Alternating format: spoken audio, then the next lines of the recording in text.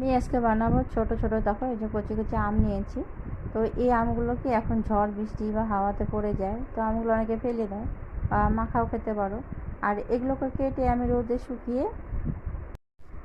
শুকিয়ে নেব। তো আমরা এটাকে ফলসি বলি, তোমরা কি বলো জানি না আমি। তো এখানে দেখো আমগুলোকে আমি এভাবে করে খোসা ছাড়িয়ে নিচ্ছি।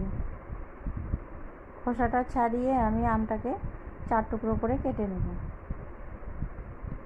তো এভাবে করে বানিয়ে রেখে দিলে না অনেক দিন পর্যন্ত ঘরে রাখা যায়, আর খেতেও ভীষণ ভালো লাগে। তোমরা চাইলে টক বানাতে পারো বা চাটনি, অনেকে জলের মধ্যে অল্প ভিজিয়ে নিয়ে মাখাও খেতে পারো, সেটা ভীষণই টেস্ট হয় খেতে।